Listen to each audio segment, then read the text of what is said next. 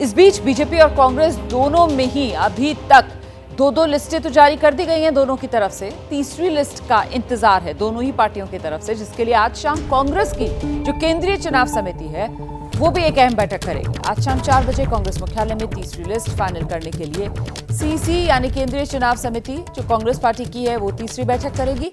सूत्रों के मुताबिक 60 सीटों पर उम्मीदवारों के नाम तय किए जा सकते हैं।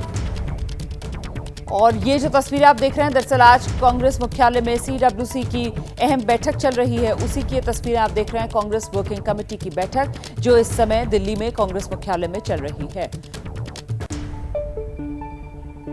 और ये जो बैठक चल रही है सीडब्ल्यूसी वाली, माना यह जा रहा है कि इसमें घोषणा पत्र पर मोहर लगाई जाएगी। हम सीधे आपको लेकर चलते हैं, हमारे साथ हमारे सहयोगी जैनेंद्र इस वक्त मौजूद हैं। जैनेंद्र, सीडब्ल्यूसी की बैठक हम देख रहे हैं शुरू हो गई है। सोनिया गांधी, राहुल गांधी सभी इस बैठक में नजर आ रहे हैं। घोषणा पत्र पर बताया जा रहा है कि मोहर लगाई जाएगी और घोषणा पत्र वो जो कांग्रेस पार्टी की तरफ से पिछले दिनों न्याय गारंटी की बात की जा रही थी उसी के इर्द गिर्द घोषणा पत्र रहने वाला है। जैनेंद्र,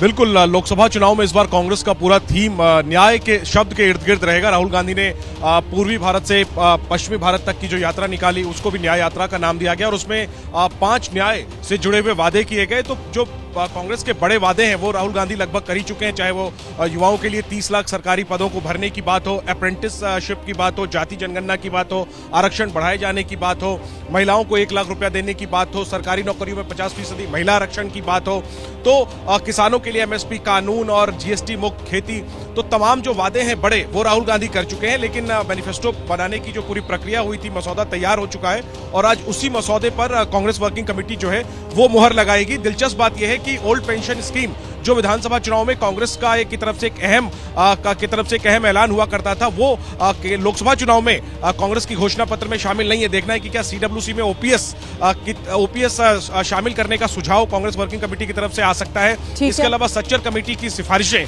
लागू करने का ऐलान भी घोषणा पत्र में शामिल किया गया है। इस पर भी सीडब्ल्यूसी चर्चा के बाद मोहर लगाएगी। तो जो भी घोषणा पत्र में जो भी शामिल किया जा रहा है वो सब कुछ उस पर चर्चा होगी सीडब्ल्यूसी की बैठक में, जिसकी तस्वीरें आप देख रही हैं और इसके बाद इस पर मोहर लगाई जाएगी। बहुत शुक्रिया आपका जैनेंद्र इस तमाम जानकारी के लिए।